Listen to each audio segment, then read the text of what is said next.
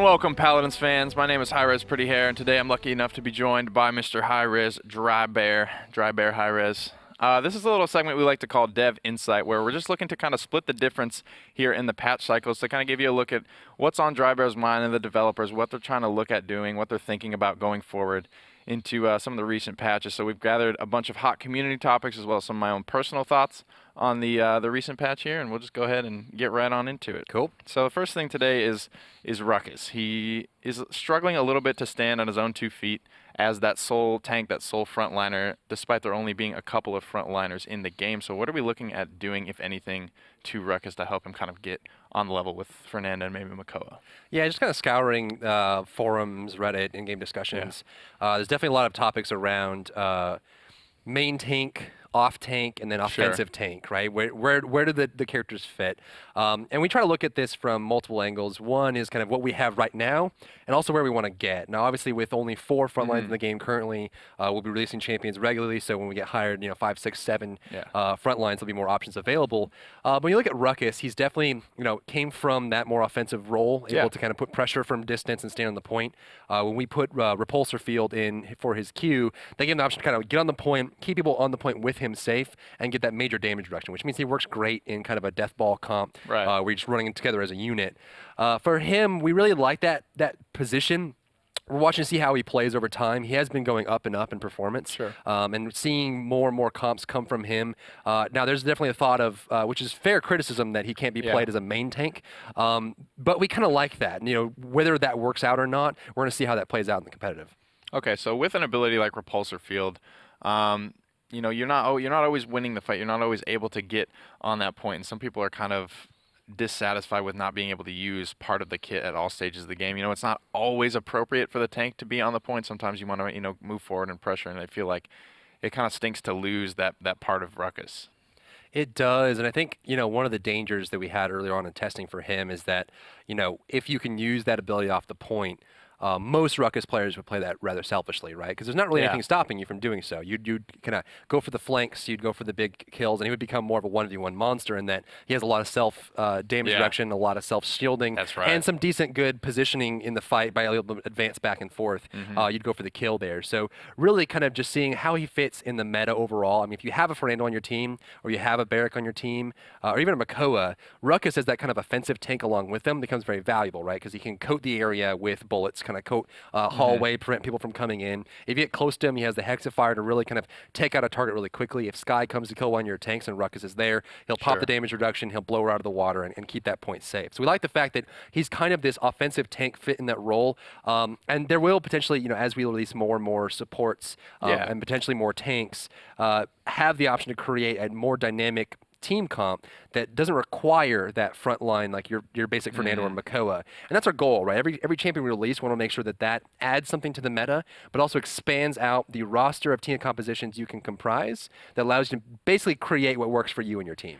Right. That kind of it brings up another good point, I think, because for me with Ruckus, it's like, do you want to change Ruckus to fit what we need right now, or do we just, you just hold off and be patient, wait till the meta expands, like you mentioned? With more frontliners, Ruckus could be a very, very viable option. That's right, and part of it too is we look at the flank role. Buck is a good example of that as well. He's definitely not your Skye, right? It's kind of the opposite side. He's got a lot of mobility, some decent sustain, gets close and gets that burst damage up close. But having that as an option expands out the flank role, right? Because it means that you don't have to pick that Skye. Maybe you have a weaker front line, but by adding Buck in the mix, if you have to get that kind of pseudo warrior role where he has to take some damage for somebody, he can. And we like having that option in the front line. So as you mentioned, kind of just allowing Fernando to do exactly what he's your classic tank. He's got to be up on the front line. He's got the shield, hold it down. Makoa a little more offensive with the hook, but still holds that front line really well. And putting Ruckus in the mix allows you to kind of mix and match what roles you use and how you use them. Definitely. So Ruckus could come into his own as we begin to kind of flesh out that front liner lineup here. Next thing on the docket is Skye, and Skye's been one of the most requested nerfs. But I feel like more because she's frustrating for new players, whereas I talk to some of the higher-end competitive players, and she is the furthest thing from competitively viable in their minds right now, but yet something so frustrating for new players. How is it that you find that balance? Do you have to listen to one audience more over the other? When we look at balancing champions and maps as well, we try to look at as many what I like to call pillars as we Yeah. can. The first pillar is always going to be kind of performance in the casual setting. So we look at how much is Skye winning, how many kills is she getting, how much damage is she doing, is she actually doing that well? Sure. Then we look at another pillar would be competitive settings. We look at solo competitive ranked, competitive matches as well as tournaments to see is she being picked, is she being banned at all, do teams feel like she's valuable? And in solo competitive, when you're playing Yeah. ranked in game, does she perform there either? Then you look at kind of competitive feedback. What do the pros feel like? What do they think? Would they ever put Skye in their comp? Is she an off pick? Is there value there? And then, one of my last favorite pillars is just kind of community feedback as well. So, when you look at the general player base, are they enjoying playing against Skye? Are they Yeah. enjoying playing as Skye? That's always the number one thing that we ask ourselves. Is this making the game more fun or less fun? There's definitely a lot of people that love playing the stealth character, and sometimes you got to find a good balance of allowing Yeah. them to be sneaky but not too sneaky. So in the last patch, we made an adjustment to Skye's time bomb, which was Yeah. a big change That there. was definitely highly requested. So when we made that change, we made it so the fall off is pretty aggressive on that bomb. So no matter what, there's always a counter for Skye's bomb. Either you get behind a wall, if there's something nearby. There are some capture points that are a little bit larger, so you may not find that line of sight break. But you can always just run away from it, and the further away you get, the less damage it does. And eventually, towards the edge of the explosion, it won't even kill a Cassie, for example. So some are Yeah. very squishy. From that perspective, just looking at the perception of the character, there's a couple things we want to fix. And actually, the number one thing that we're looking at now is really sound. There are a couple issues where her exit stealth sound or her footsteps are not being heard when you should be hearing them. So we've made some adjustments this patch to hopefully address some of those. So obviously, if you hear her walking up to you, or you clearly hear when she exits stealth nearby, then you'll be able to adjust and react to her before she gets there if you're paying attention and being a very attentive player. And then that will help you kind of counteract that. But overall, she's not really highly performing in casual or Right. competitive. I mean, she's definitely below the curve. When she gets to her target, she can definitely do a lot. A lot that comes with the card combinations. But we're being very careful not to kind of send her down into the pits by making too many adjustments. And we're focusing really hard right now to make sure that you're really aware of what she's doing and when Yeah. it's happening so you can react to it. I think that's actually it. Like whenever my casuals were getting stomped by Skye, it was just they weren't aware, they weren't reacting to what Skye was doing, and a lot of times, like you mentioned, there is just that counterplay. If you're able to react quick enough, then Skye won't have that gigantic impact. Right. Definitely. So the next thing is Ying's healing output versus other healers, how often she's able to do it. They're just the nature of that AI just being perfect every time landing the heal. Don't really have to worry about the positioning of your teammates too much.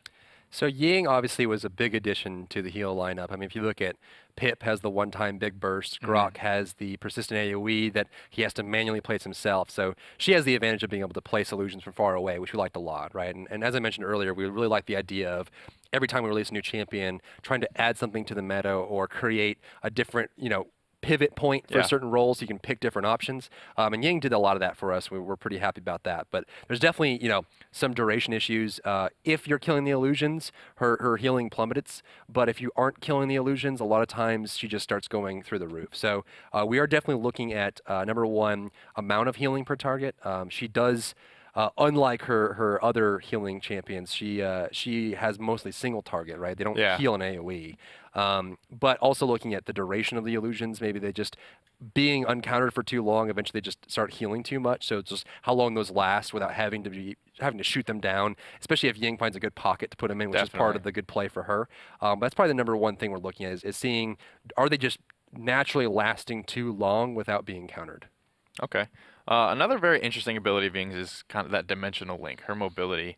I've felt feedback from players that play Ying a lot that it's oftentimes tough to deal with or tough to understand where exactly you're going to go, where you're going to end up. How does that kind of fit with her as a healer, being able to deploy these things on the front line, but still being able to teleport out to them, or maybe you don't always know where you're going to end up with that dimensional link?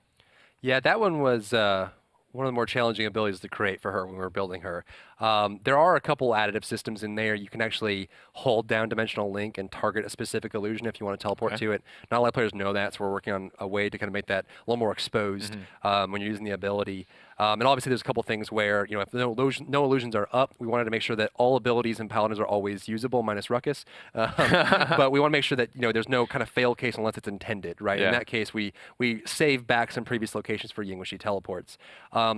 It's part of her being an illusionist, and we like the theme there. A lot of the artists were pretty excited about the way she ended up and the way she is, and kind of using that effectively. That also goes into the for me goes into the category of feedback and knowing when she teleports, getting the sounds to register properly. Yeah. We're doing a lot of work right now on sound systems to make sure you know what's going on all the time. There's not anything that's coming through there. And we found some issues with the system that we're updating, and just making sure that when it pops up, we can look at some options. I mean, maybe there's some cards that increase the duration a little too long or those kind of things.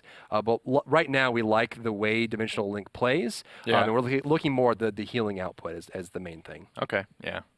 I mean, if you don't know where you're going, chances are your enemies don't know where you're going either. So maybe it's more effective. You're both that way. confused. Everyone's just confused at That's the right. end of the day. So define goal for items. Some of the items in the game are making you feel weaker as the game goes on. They are in place to counter, but there are things like Life Rip and Kill the Heal that just, and even Chronos, that just you get stronger, you feel stronger as you pick them up, versus things like Haven and Blast Shields where you feel weaker as the game goes on. So what's kind of the end game ult for items? Is everything in place as it's supposed to be, or are we supposed to feel stronger when we get these items? And especially late game, some of these can get kind of scary. It depends on the item. We do definitely want to have some kind of immediate effectiveness items that are really good early on, so you pay a lower cost in credits, you can upgrade it very quickly, and it gets you that big bump in the beginning. That's more of an early game item. And then we also want kind of the late game items, which when you invest in it early on is a high credit cost, and you don't get something immediately, but as it scales, you start getting more and more towards the late. We are looking at the overall economy of credit gains during the match to see how that's playing out, if that's playing properly. We're also looking at adding in systems that reward you more credits for doing your job and less for not doing your job. So for example, maybe increasing the amount of credits that a frontline will get for being on the objective, but maybe decreasing the amount they get for eliminations or solo kills, those kind of things. So it's more just, if you're doing your job really well, you can kind of increase your credit gain quite a lot more than currently. And then kind of making that balance out better. And we're hoping that along with the team comps, you can create a balanced comp, and then with the itemization options, then choose a mixture of early game and late game items while you're playing along to maybe say, okay, we have a really durable tanky lineup, but that's going to fall off late games. So maybe we build that lineup, try to get the capture points as much as possible, look for some early payloads, and then buy the items that scale well into late game so we can actually recover from that. And that's the hope, is to have different options available. That's awesome. It adds a good amount of depth.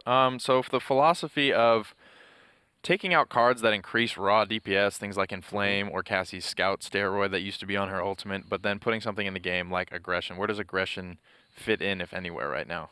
Right now, Aggression is kind of a counter to the Haven Blast Shield combo, right?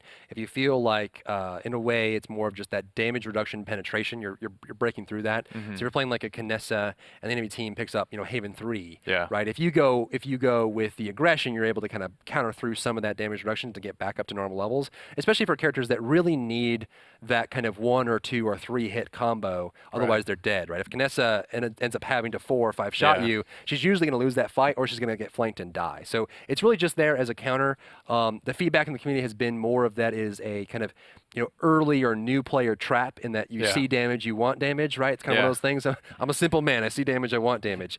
But and I think that's super fair criticism. It's definitely one of those things that it's very carnal, it's very primal. When you see it, I want it. So we're looking at options to kind of make that split a little clearer. Potentially looking at maybe renaming damage reduction to something simpler to understand, and then have some kind of penetration option to really break through that is what it's intended for.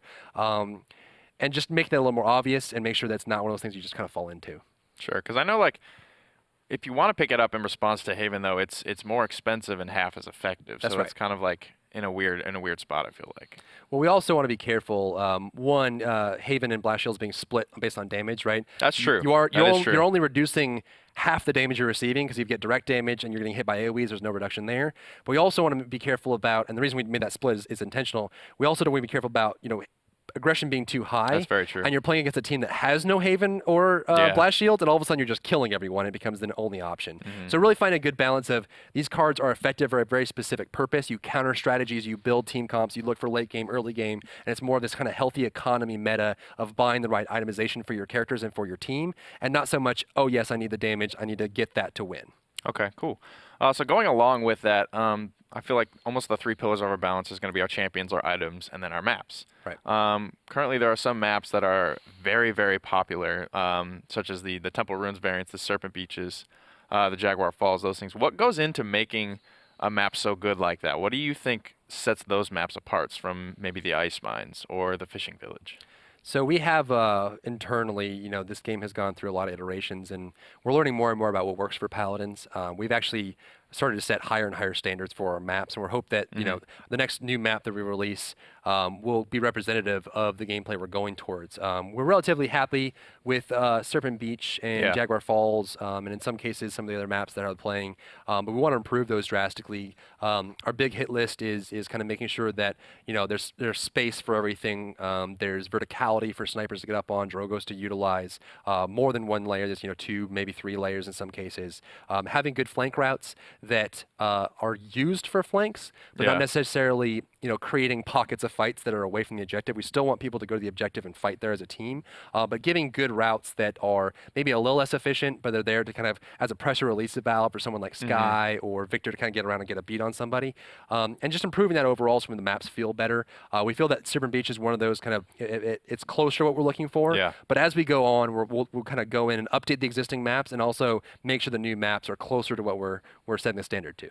Okay, so another little thing you touched on, you talked about hitboxes being adjusted here. What are we doing to improve that hitbox experience? Because some people like it and some people feel like they're getting hit maybe when they shouldn't be. Yeah, so it's definitely a big topic. It's something that if you come from other more direct modern shooters, you expect it to be really tight. And when you're playing more of a character-based shooter, you want it to be a little more forgiving, especially if you're playing console or gamepad. And so we're looking at the hitboxes now and improving those. We definitely want for hitters like a Kinessa, for example, or something like an Adroxus to feel like you are being rewarded for hitting those shots. But we also don't want to make it too hard for players that, I'm playing Grok, I'm having fun, I don't want it, I'm not a competitive player myself, I want to be able to play this, or maybe I'm a competitive player, I want it to be paying off. So we are definitely looking at the hitboxes for the coming patch to make some adjustments there to clean those up.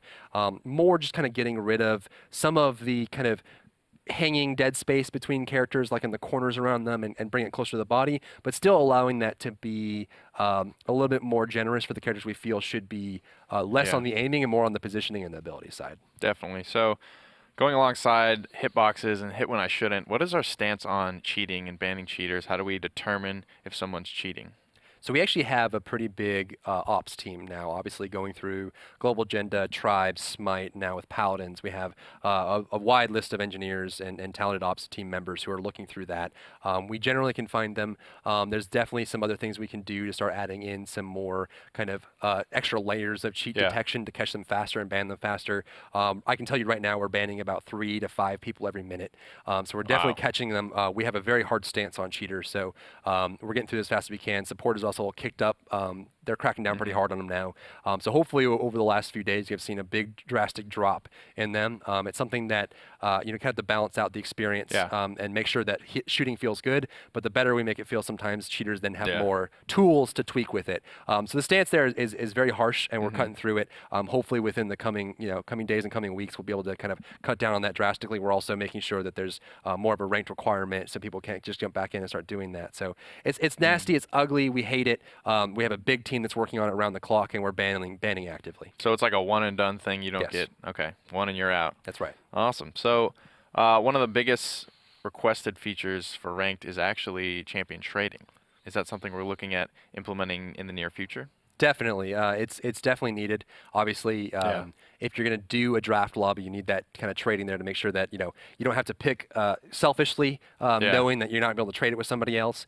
We're working on it right now. We're hoping that we'll have it out within the next patch or two to have it available to the players to use. It's a big part of the strategy, and we want to get in there. Okay, so people are wondering about Cassie getting a crossbow. Is there any? Do we have any news on that? I personally, I don't know anything about this. So looking at the character lineup, right, we really wanted to kind of create all those very specific fantasy archetypes in the game. One of them is getting kind of the short bow, the long bow, and then the bow with the drawstring. With Cassie playing the way she does, high mobility, fast action, one of our favorite builds for her is kind of getting the roll build where every time you shoot it resets and you're just jumping around, dodging, and knocking people around. We've seen tons of highlight videos in tournaments and in casual play where people just get penta or hexa kills, just dodging everything and being that kind of really cool huntress. So we want to be able to wrap that in better, and we feel that we could potentially create more of that kind of stand back archer feel with a really strong draw and the release in a full character. So we're looking at options to make her weapon read a little more like the way it plays. And we're open to feedback there and kind of fill it out. We'll probably have more to share as the patches go on. It's coming in the future update. We're looking at that right now. But yeah, just kind of making sure that reads better, obviously with a reload and a magazine and how fast it plays, trying to make that match up. Yeah. Before we move away from the ranked too much, a new thing that has come into ranked is duo queuing with your friends. And a lot of people like this just for the aspect of being able to play with your friends. They don't like feeling like they're isolated or they have to play by themselves. But there's a lot that goes into that with ranked and balancing and matchmaking. Can you talk a little bit about why that's difficult to match up a party versus just all solo queues? Now, obviously, the matchmaking is very complex in a lot of cases. We always have to balance out how long we're making players wait, right? If there's no cap to it, you would just end up waiting hours and hours until the perfect match came along. And some players, take a little bit off the top to make sure you get a match in time. We want people to be able to play with their friends in ranked. That makes ranked obviously more enjoyable for a lot of people. If we wanted to party up and play, we can have that experience together. We want to add that in there, but obviously the more and more parties you let in, there's some challenges to create that. We have a lot of tech and design work that went into the matchmaking system for Smite, and we're porting a lot of that over into Paladins. And a lot of it too is just amount of players. So as players get into ranked and we get more players there, the more players you have, the better the matchmaking will be by far, right? If you have a smaller pool of players, it's really hard, as they're spreading out over the elo range to make sure the matches are better. So as players rank up, get into rank, start playing, those will get better naturally. And we're also adding in a lot of systems from Smite, and also just kind of improving that system overall for the experience of all levels of play. Yeah, when somebody with a really high elo queues with somebody with a real low, how does the matchmaker handle? Is it more like taking an average of the two, or does it recognize that, all right, this person might be carrying this person a little bit? There's a lot of math that goes into it on that front. It does the best it can. We're looking at potentially adding in systems that say, there has to be a specific, you have to be within a specific range to queue together, so it's not, a Masters player and a Bronze player playing together. Carries. That's right. Yeah. So we're add in systems like that and just make sure that's limited. But then when it comes to party matchmaking, there's a lot of math to figure out. Okay, how does this work out? And in most cases, we're getting a pretty good accuracy in casual play of matches being about 50-50. As the matchmaker brings in. And like I said, as the population of ranked goes up, that will improve. Okay. A lot of questions about the concept of a melee champion. Would something like that work in Paladins? And what are some of the design challenges for, in a shooter, designing a character that doesn't shoot? Right. We had one at one point. And actually, earlier on in the project, we went through so many crazy systems while we were developing Paladins. There was one where if you got within range of someone, you automatically meleeed, or everyone had a really big melee attack, which is also something we're potentially looking at a little finisher there. The melee champions are interesting, right? Because one of our big mantras for Paladins was to create a clean, crisp, gameplay experience that is just full of clarity, right? Just everything is understandable, especially with the card system. We've done a ton of work to make sure you're not confused by what you're seeing. The cards are so drastic that you don't really know what someone's going to do every match. Does Barrack turn into a dragon this game, or does he turn into a fireball, right? Just there's so much variation, especially in a game where it's very fast paced. You're in first-person camera, so you have less things to look at rather than top down or behind the character. And make sure that is very clean and crisp. When you get melee characters, especially if they're very fast or they're able to move around or get behind you. The experience that we're trying to kind of get just right is if someone dashes through you or around you, constantly having to look around to see where they are, or just having someone in your face constantly. So we want a really cool melee experience that feels like it's very satisfying and pleasurable when you smash someone or slice someone or stab someone, but it's not just very frustrating to play against. Yeah. Okay. Well, that's all we have it for you guys today here on the Dev Insight. Obviously, we will be doing a little bit of a patch preview. That'll be coming up this Wednesday, actually. Tomorrow. Yeah, so this is something we're looking to work in, sort of. So we have our patch preview on a Wednesday, and then it will go into the PTS cycle over the weekend. The patch, all things going well, will ship that following Wednesday. And then Dev Insight is something we're looking to do to kind of split the difference like we mentioned earlier. So this will be something that falls more in line of like on a Friday or maybe the Monday before that preview show. So we can get through kind of the nitty-gritty stuff that goes into this patch before we get into the bright and shininess that goes with it. So thank you guys all so much for tuning in. Thank you, Drybear, for coming, hanging out, giving us a look into that beautiful mind of yours. And we'll see you next time.